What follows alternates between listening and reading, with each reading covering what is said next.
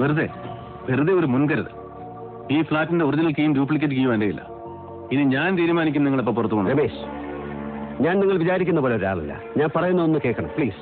ഒരിക്കൽ നിങ്ങൾ പറയുന്നത് ഞാൻ കേട്ടു, വിശ്വസിച്ചു, അനുഭവിച്ചു. ഒരാളെ ഒന്നിലേറെ തവണ വിശ്വസിക്കുന്നവൻ വിഡ്ഢിയാണ്.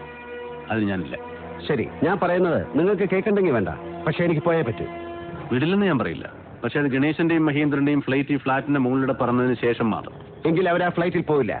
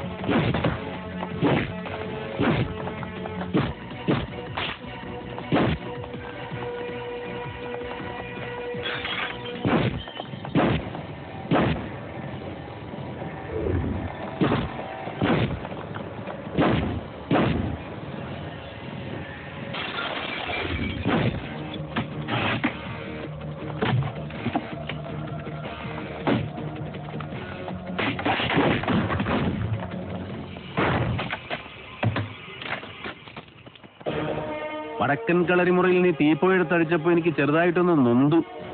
പക്ഷെ ഇപ്പൊ ഒരു സുഖം തോന്നുന്നു. IPC section 307 attempt to murder, വധശ്രമം.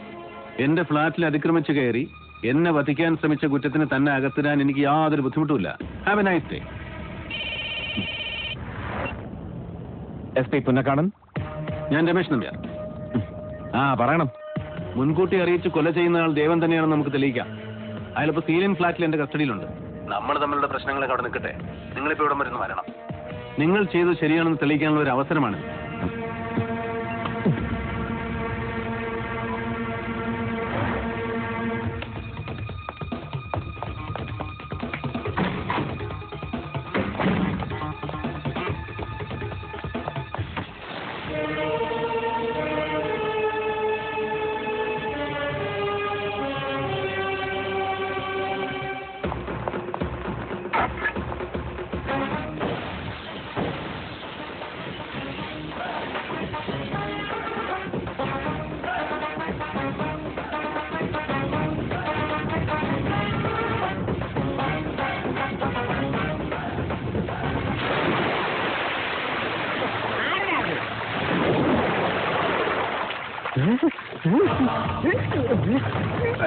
എന്റെ ഫോണും ചാവി എടുത്തില്ല.